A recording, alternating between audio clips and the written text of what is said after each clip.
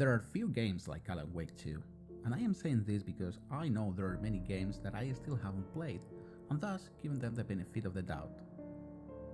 Alan Wake 2 has been a unique experience, a game that enthralled me and had me constantly trying to arrange the pieces of one of the most thoughtful games I have recently played. It came out of nowhere too. I played Alan Wake Remastered earlier last year on a whim, wanted to play something on the shorter side. It was decent, better than I expected considering the original reviews I remember reading back in the day, but it didn't really stick. Control did a better job in pulling me into Remedy's storytelling and world building, despite sitting half finished in my backlog for the past 2 years before I finally got around to beat it. By this time, I was aware that Alan Wake 2 was part of the Remedyverse, so I thought it was important to finish what seemed the most relevant games that I already owned. Sorry, Quantum Break, maybe one day I'll get around to playing it too. I bought Alan Wake 2 during a sale around October, a cheap trip that I got for myself wanted to play something spookier during the Halloween season.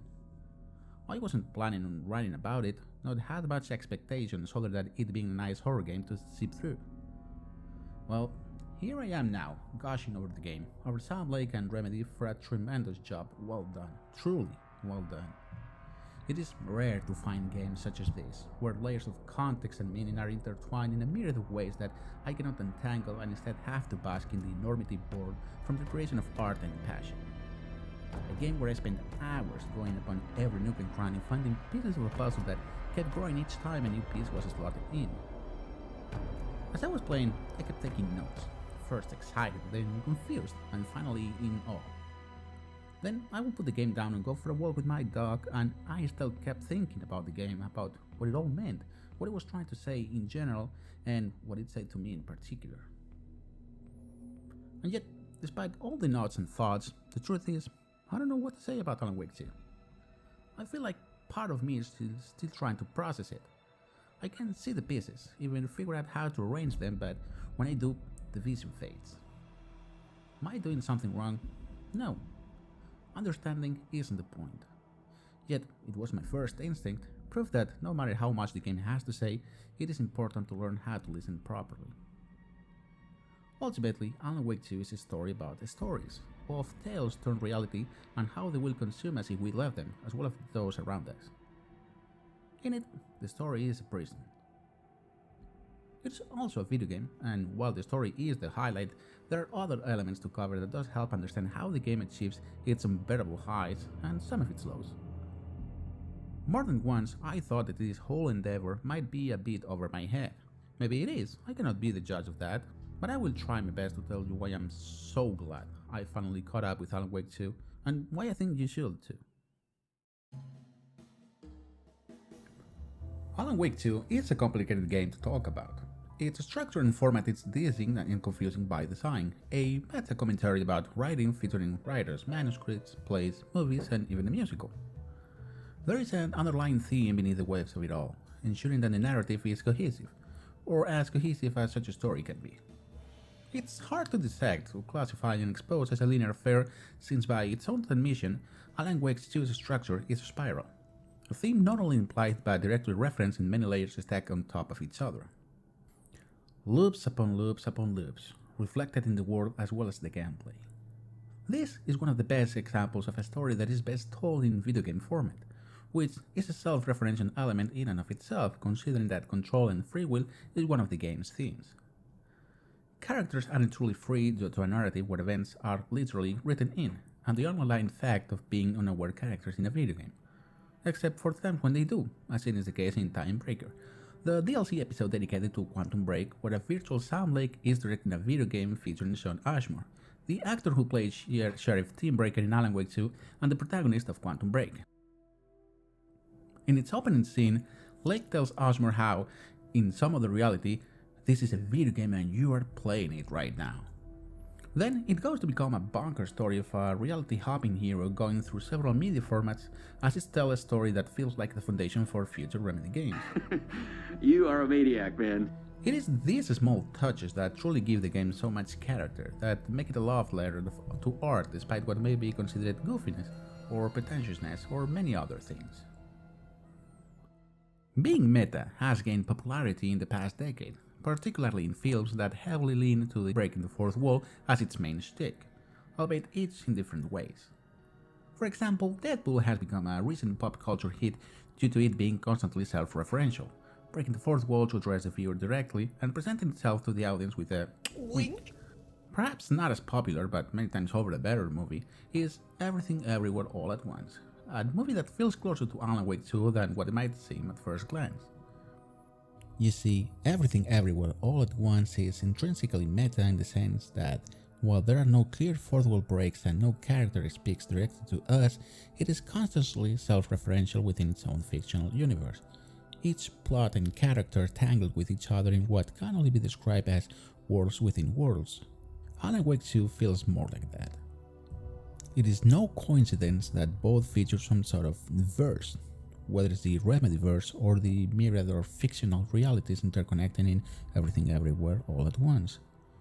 While I admit that I might be pushing the definition of meta-narrative here, it does feel like a right fit for such a self-conscious artistic piece. Alan Wake 2 interacts only within its own cosmos and universes, and while many connections to the real world are established, there are small bits that elevate your understanding of the story once you are aware of them. My favorite example of this happens very late into the final draft, the game's New Game Plus mode. Throughout its course, there are two separate TV tapes, much like the ones you come across when playing as Alan, only instead of the usual tapes showing him slowly going mad during the gaps between loops, this time they show a particular scientist. This is Dr. Casper Darling, formerly of the FBC, who disappeared during the events of Control, never to be found. Somehow, he's been trapped here in the dark place and has been investigating ways to communicate and interact with it. In the first video, he's put together some sort of receiver that is picking up a strange narration. It's Alan Wake working in the writer's room, and Darling mentions how similar his voice is to his own. Then, in the second video, he explains how he's exhausted every avenue of investigation and came up short with figuring out a way to escape, and theorizes that due to the nature of the dark place, he needs the help of a mad creative mindset, an artist. The moment he says this, none other than Tom Zane appears in the background to offer his help and wonders if they've met before. To Darling, Zane looks familiar, while to Zane, Darling sounds familiar. It seems an innocuous change at first, but it wasn't until I finished the game and began researching that I found out that Darling and Zane are both faces of the same coin. Thomas Zane is played by Ilka Ville, the physical model of Alan Wake, while Casper Darling is played by Matthew Peretta, the actor that, you guessed it, voices Alan Wake. In any other game, this could simply be considered an Easter egg, a bone thrown from the developers alongside with a coy wink. But in Alan Wake 2, there are no coincidences. Remedy has worked painstakingly to make sure that everything in the screen has a meaning, or projects an idea, whether it references this game, any previous work, or even what future installments might bring. Just the fact that they appear together means something, even if it's just the fact that the universe recognizes that these two characters share a relationship beyond the game, and a particularly important one as the face and voice of the Dreamer. It might lead to something or not being referenced ever again, but the point is that the developers, and thus the game, admit that there is a connection between these characters that can be traced to Alan himself, and that has meaning in and on itself. The real trick, what set these games apart, is that Remedy does deliver.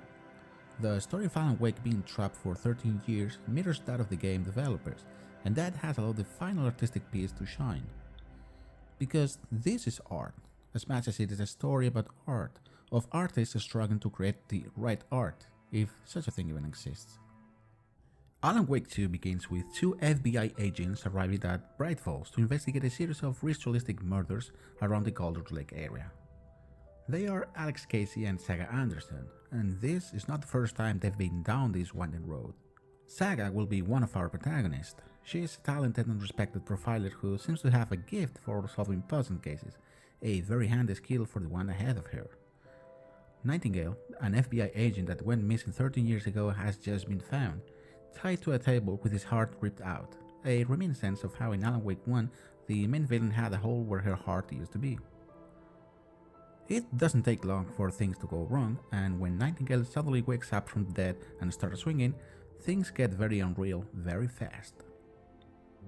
As a setup, it is very effective. This first chapter is both an introduction to Saga as a character, as well as a refresher of sorts to the events of the previous Alan Wake. It's been 13 years since then, which is a long time for the players as well as inhabitants of this small town in the Pacific Northwest. Thick forests, incessant drizzle, and the sense of being watched are the backdrop for much of Saga's adventure throughout Bright Falls and Watery. Right from the start, the little pieces begin piling up in ways that are hard to dismiss as simply hogwash. What are the chances that Saga's partner is named exactly like one of the characters of Alan Wake's mega hit series?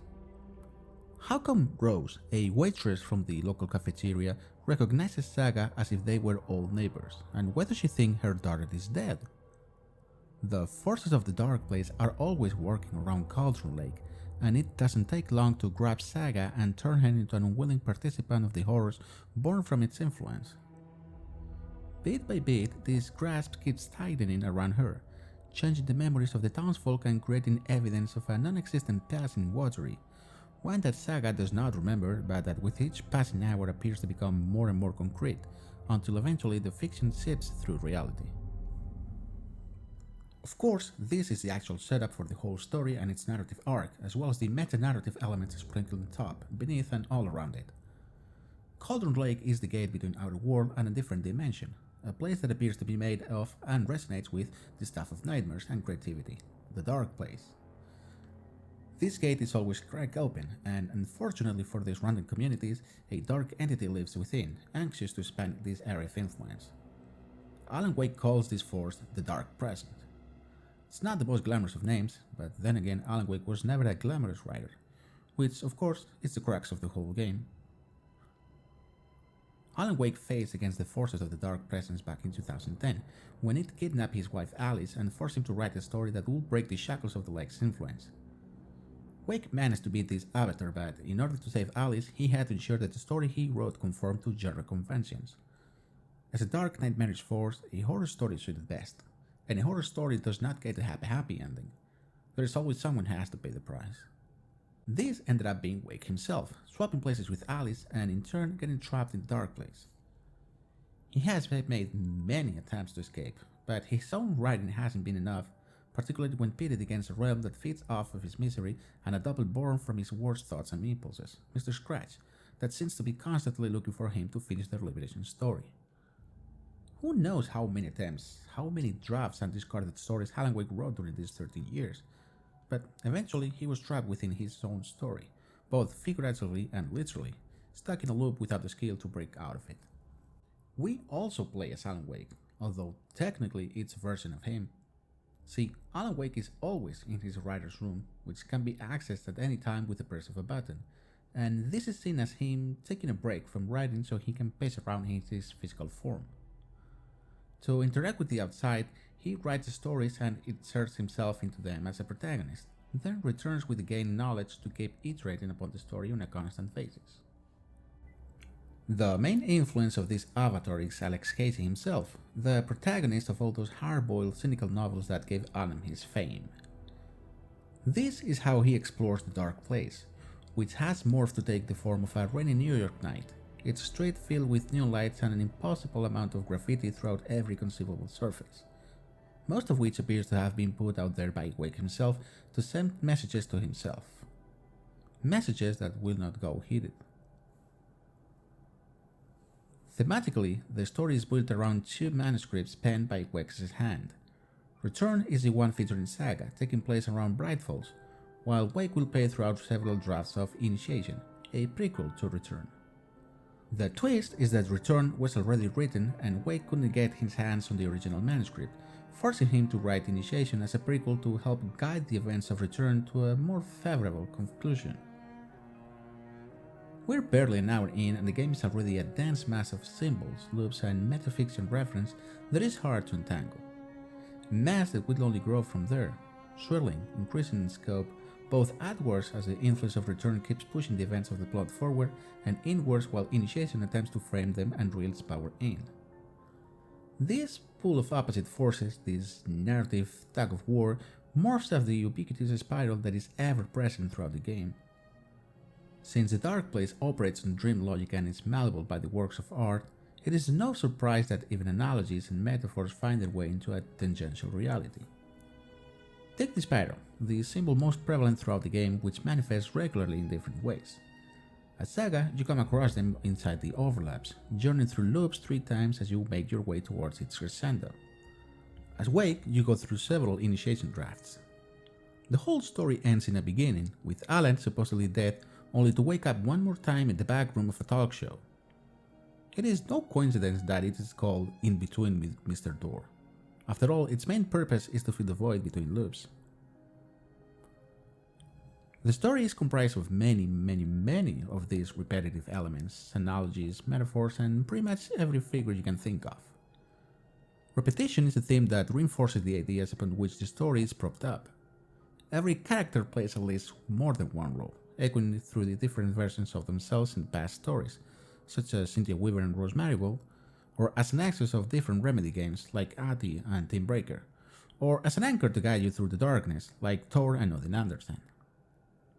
Alan Wake and Saga Anderson are the protagonists, but their supporting cast is equally as important as pieces of this multidimensional metafictional puzzle.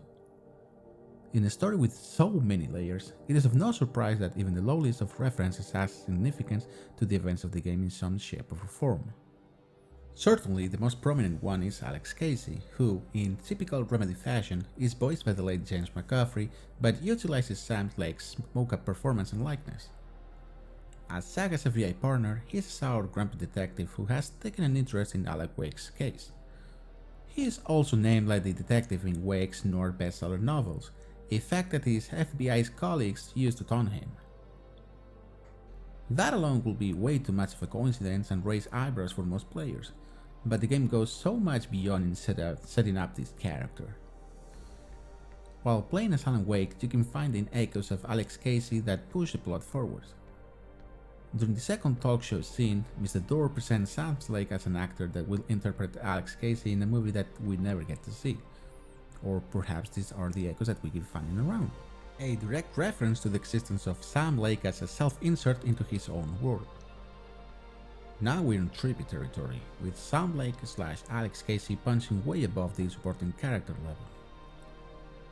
In what was a shock to me, but in retrospect made all sense in the world, and I am mad that I didn't figure it out earlier, is that there is another level of this duality. Many of you will remember Max Payne, one of Remedy's first games in the early 2000s, about a police detective set in New York who famously utilized Sam Lake's face but was also voiced by James McCaffrey. While Remedy released the first 2 games, the rights of the series are owned by Rockstar, who published the third entry. Alex Casey is Max Payne, furthering the relationship with the Remedyverse, but it is how Remedy was able to use this fact to throw yet another layer to this already stacked character that blew me away. Something similar happens with another great character, the host of the talk show Warling Door. He is played by David Harewood, but initially the part went to the late Lance Reddick. Again, it wasn't until I finished the game and started doing some research that I came across a clip of Quantum Break and remembered that the game featured a TV show with real actors, one of which was Reddick's character, Martin Hodge. Microsoft retains the right to Quantum Break, so instead of Mr. Hodge, we got Mr. Door. Sean Ashmore, the actor that plays Tim Breaker in Alan Wake 2, also played Quantum Break's protagonist Jack Joyce, so when Door snatches Breaker from the sheriff station and sends him to the dark place, it felt personal on several levels. Harewood was a great casting choice, able to portray the laid-back hostility that Door emits throughout Alan Wake's experience at the start of its cycle. And while the game does not directly address it, it set Mr. Door as a key character for the Remedyverse. It is heavily implied, if not outright told, that he is Saga's father, so whatever her path takes her, Door surely will follow. It's hard to say where's the midpoint of the game, but there are some standout moments before the crescendo that propels us into the last stages of the story. For Saga, this was my favorite part, the Valhalla nursing home segment, where she comes to terms with the fact that she does have a family here, outside of the insidious inclusions of Return. Thor and Odin Anderson were introduced as buffoons in the first game, but in Saga's story they are given character development and more dramatic weight. They also reveal to Saga that she's one of them, not a moonshine-chugging rockstar, but a seer that can see beyond the story. Turns out her mind place is more real than we thought. While it's not clear if Wake brought Saga in as a person with powers or if it just happened to be a happy accident, I love this part because I am a sucker for when innocuous game mechanics get an in-game explanation. Now that I'm writing this, I find it funny that for Wake the midpoint also includes the Andersons, although in a very different way. We Sing, or the story of the journey of Alan Wake, the musical, is, well, exactly as it sounds. By now most people will be aware of it since it's probably the most famous part of the game. Herald of Darkness, the song featured in this part, was played live during the 2023 Game Awards, where it stole the show and made sound like Snide. I mean, look at the grin in that man. The section does not have the same dramatic punch, but it doesn't really have to.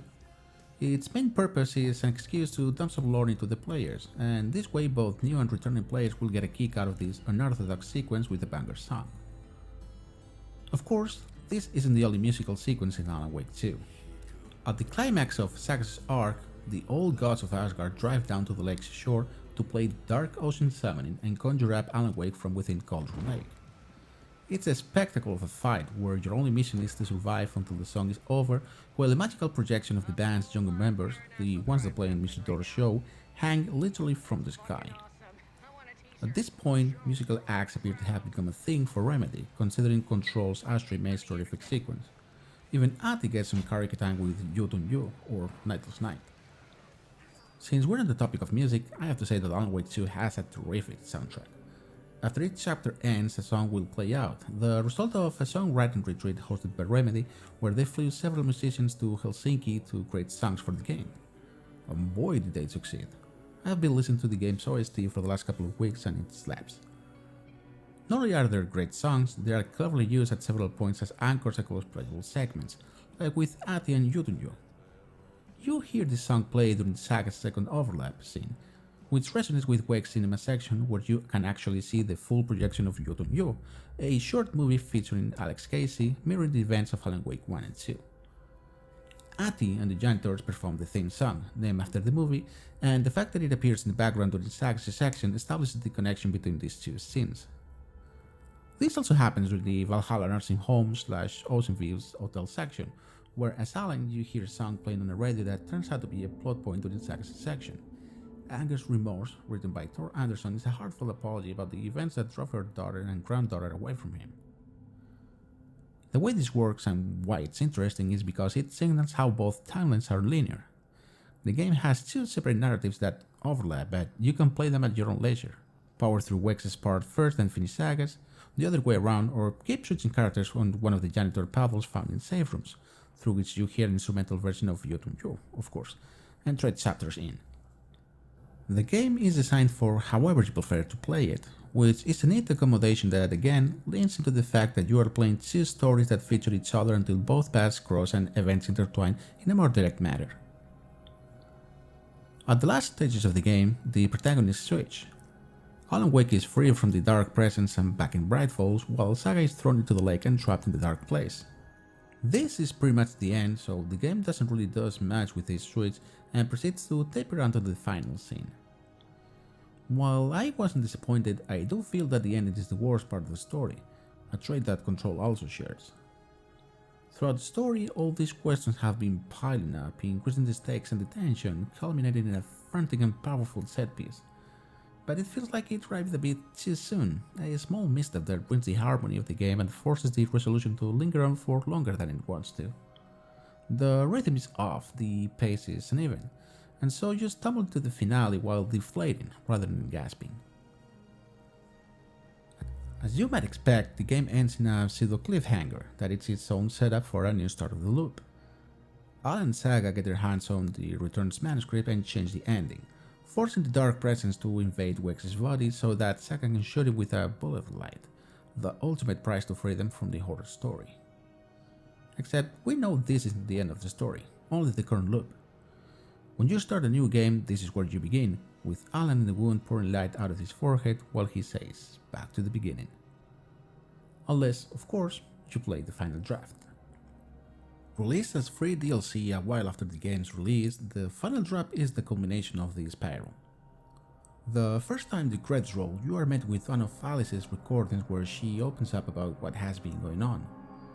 She regained her memories back and realized that you were never dead, but trapped in the dark place instead, same as she was during the first game.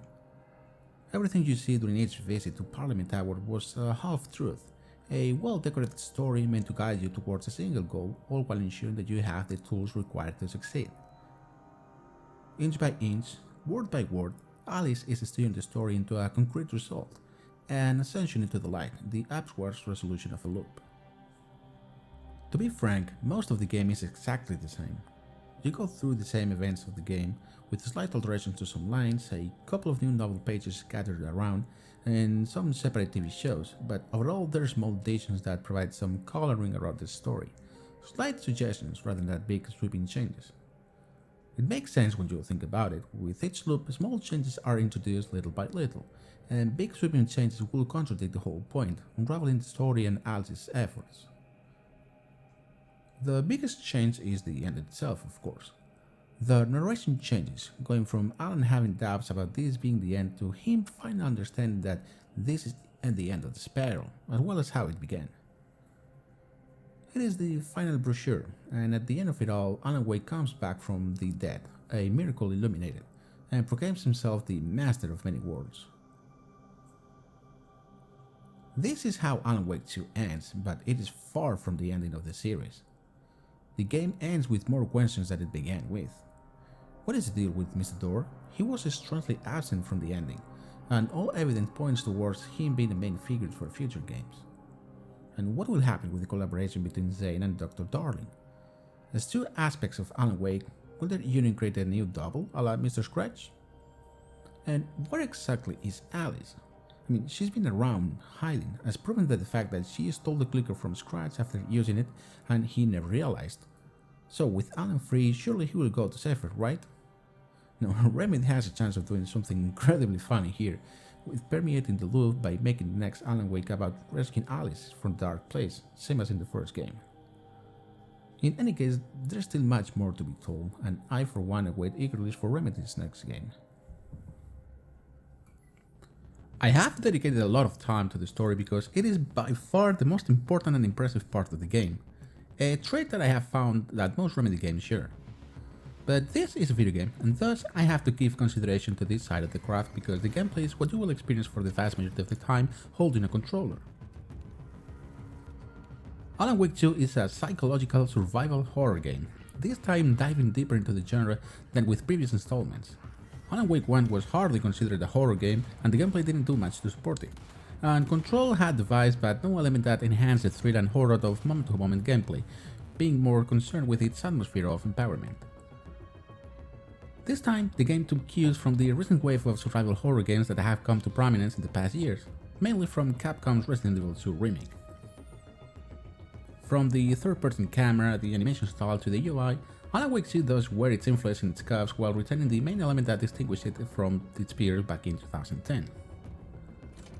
13 years is a long time, particularly for a game that has been in the making for pretty much that same amount of time in some way or another, and things have changed in the survival horror game landscape. It has made a comeback in popularity, but it is still not the most marketable genre around, which might explain why it took so long to produce and why it would have never happened without Epic Games footing the bill. While I am thankful for that, the unfortunate consequence is that the game has remained trapped within their ecosystem and still hasn't released on Steam, something that didn't really help with the game's sales. Anyway, it makes sense that Remedy used this 13-year gap to consider the myriad of games released in between and tailor the experience they wanted to provide with the best framework possible.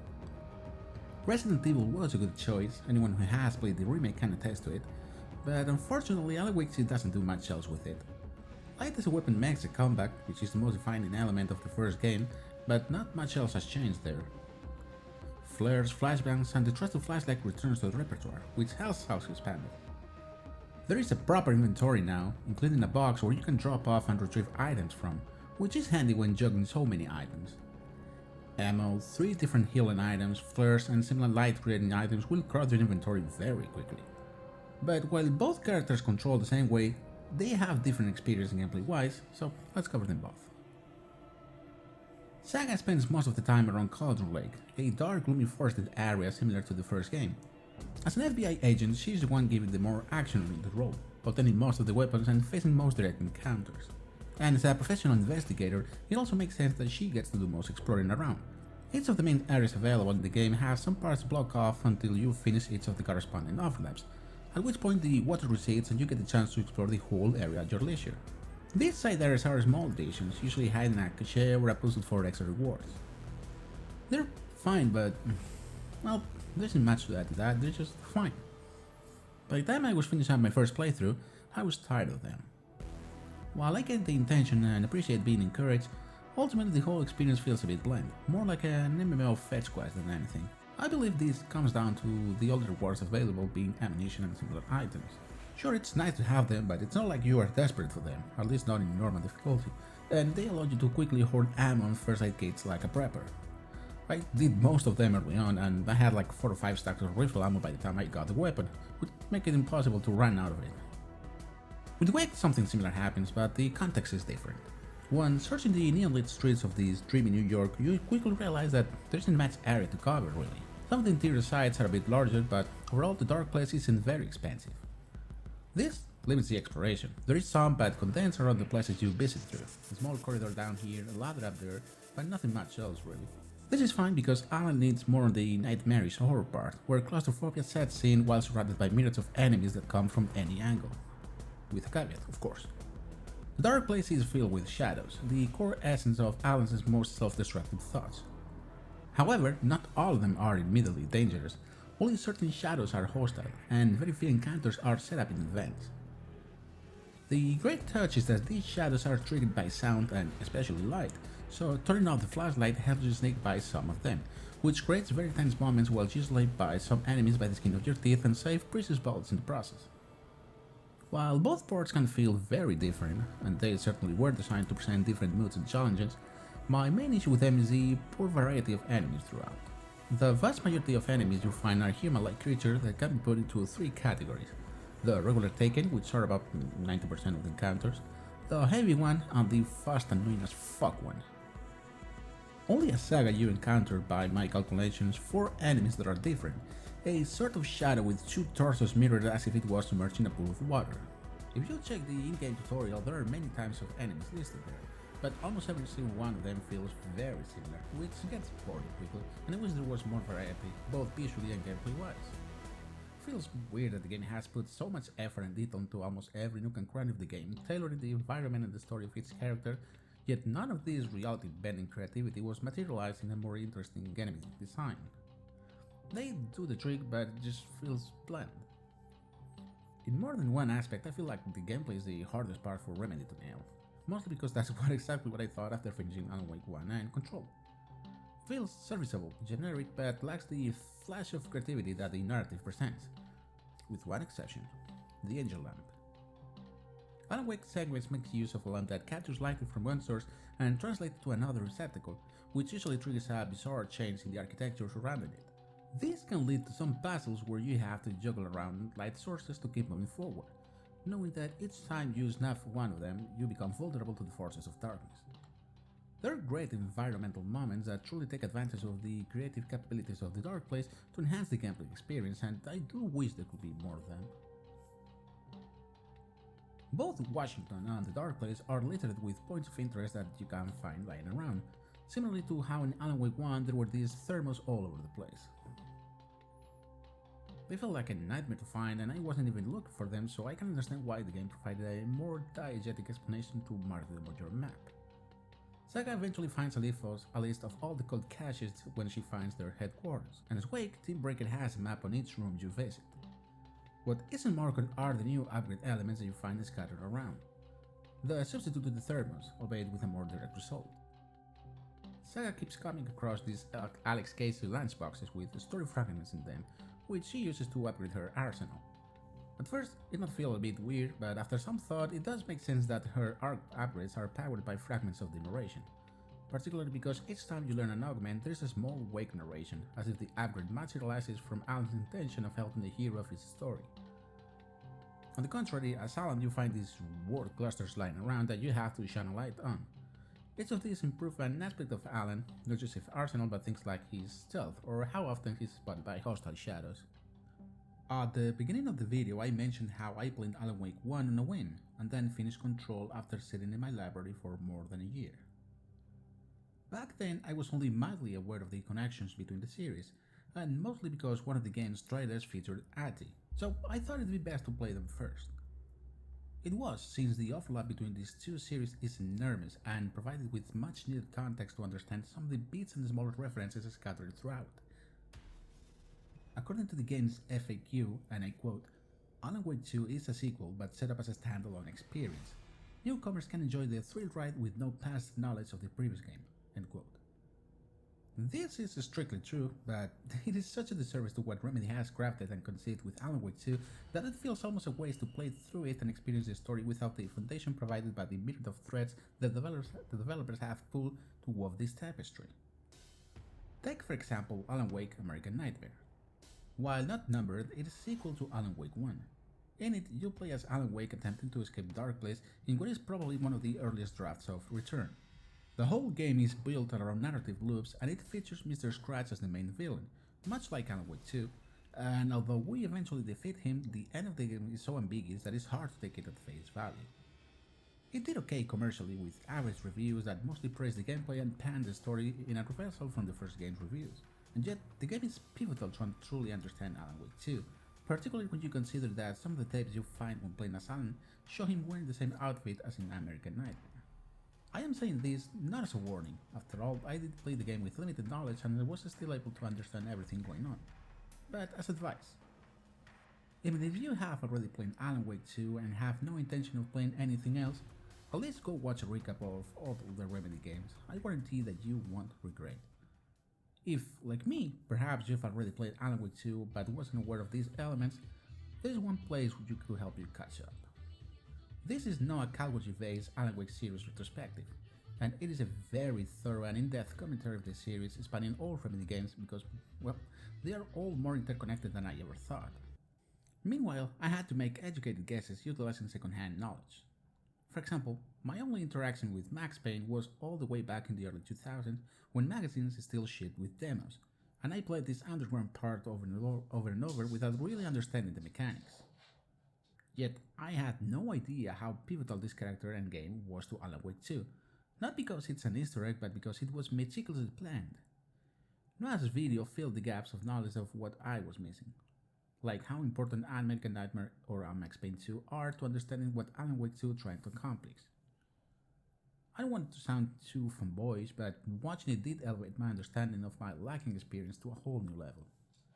I thoroughly recommend it even if you're only tangentially interested in the game, because despite its length I guarantee you that there isn't a single wasted moment in it, not even when Noah narrates the beginning of My Immortal, and if you don't know what that is, man, you are in for a treat. There is another reason why I wanted to bring his video up. As luck will have it, the video dropped the same week I started playing Alan Wake 2, and it sucked me because I knew that nothing I could say could ever match anything Noah could write. The man is 100 times the writer that I am, has more experience and raw talent at this, so what place is there for my puny essay in a platform that we share?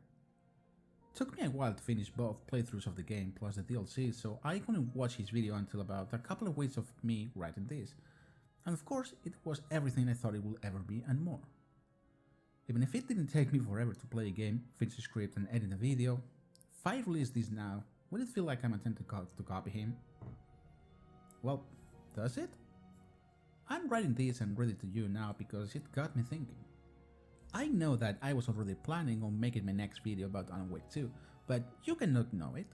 I will have to support the fact with my sincerity and my own writing, ensuring that I made enough to differentiate from Noah's video, because if I didn't, I would sound derivative and therefore worthless, adding to the cacophony of chaos that is YouTube and video essays. What hubris could cause me to release this video knowingly, aware that there is something better out there, more insightful and better written? Do I deserve to put a video out there?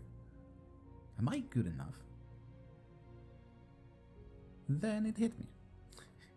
Here I am worrying about if I am good enough of a writer, if my work has any value in comparison to another writer, when both of us are writing about a game that is about a writer struggling to make his art come to life and having to overcome the boundaries that his own self, both past and present, have imposed onto him. Is it ironic? It doesn't make it less true though. and the juxtaposition was simply delightful enough not to put a spotlight on it. It also sounds pretentious, which is why I'm hesitant on including this part in the script. It's a mixture of how hardly does this guy think of his own writing and look at this fanboying all over another writer. And that's not counting how much I'm pushing the definition of art when talking about writing for a video essay. Full disclosure, I think it belongs in that category, but I have the suspicion that it's not a popular opinion. Well, as you can tell, I decided to release a video anyway, deficiencies alone. I do feel some shame in knowing that I'm putting an inferior product out there, but one thing that I have come to realize is that this is just the world we live in. There is always someone or something better out there, and the goal shouldn't be to be the very best like no one ever was, but we should strive to it regardless. I respect many other writers and essays, most of whom are in this very platform, and striving to improve my craft and stand alongside them is enough justification for wanting to publish these words. Art is subjective. It's all about the perspective. Can art exist in a vacuum? What does give art its value? Funnily enough, this is one of the points of the game's DLC makes. The Lake House introduces us to a world of scientists bent on understanding what makes art tick, what gives its intricacy and power of the dark place. The Mormons reach different conclusions, but both commit the same mistake. Thinking that art can be objective, that you can measure the number of strokes in a painting or the words per minute of a play and use the results to measure its intrinsic value. Art is neither, although it is a topic of much debate. If I paint a masterpiece and no one is around to see it, is it really a masterpiece? Why, because I deem it so? What if a group of critics just happen to stroll by and see the painting and declare it mid as hell? Can it be both at the same time? Do we aggregate both ethereal values to arrive to a democratic approximation? One school of thought says that it's neither, that the value is given by the observer and depends on perspective. The Mormons lacked perspective because they didn't care about it. They considered art as beneath the cold calculations of science. I am lacking in perspective because I cannot be objective about the worth of this piece, so I have to release it into the wild so that you, the one listening to these words at this instant, can be the judge. I know as I write and edit this that I will most likely redo this video some years down the line when I am a better writer, and until I get there I will have to accept that some of my stuff will be overshadowed by others, that I don't really have a niche or an audience, so I can afford to type these words and let it be swept away. But that is enough self-pity and congratulatory talk for now. While we're in the topic of art though, there is another video essay I created that I wanted to bring up. This is Alan Wake 2 Beyond the Lake, a critique by Monty Zander. This was the first video I watched of him, and I am amazed that I haven't heard of him before. Don't let the 5-hour length discourage you, this video is a work of art, figuratively and literally. Monty Zander truly cares about the medium of video essays and games as an art form, and his videos are edited with the utmost care to let his words and ideas beam forward with his natural style. He regularly uses flourishes, either visual or audio cues, to carefully create a mood that matches the content of the video and what the current segment is about, and this is particularly what I was most impressed with. Even from minute one, you can tell that the thought and care poured into the work is above and beyond what most video essayists do in the medium, certainly much more than mine. Not only that, I respect the heck out of the fact that he believes in a sense of community and how you should give back as much as you're taking from them, which is why in his videos this translates to commissioned works and collaborations that he featured in his videos. I have this song about the dark point stuck in my head for several days now, and I wish you do too, because it's a great one.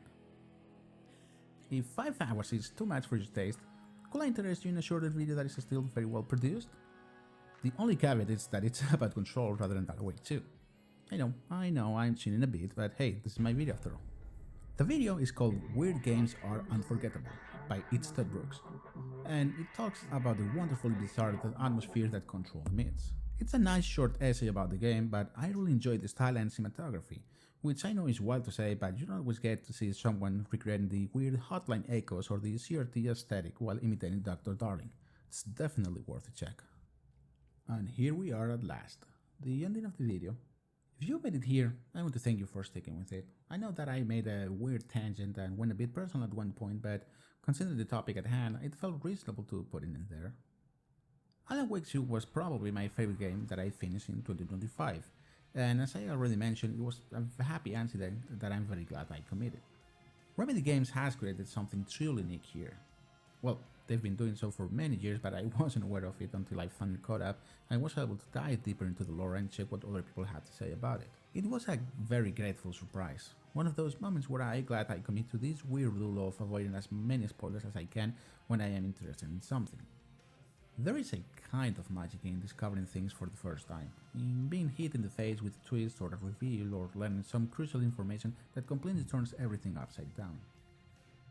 It is something hard to achieve these days, across all media, particularly movie trailers because those are the worst. But I will gladly restrain myself even if it means lagging behind the zeitgeist and become late to the party. As say goes, better late than never, and it is getting pretty late. I really did. Now I throw my gaze into the future, into what's coming next, because you better believe that I want to see what Remedy has in store for us. Control piqued my attention, but Alan Wake 2 entrapped me. We know that the next Remedy game will be Control Resonant, which was actually sneakily previewed during the Lake House.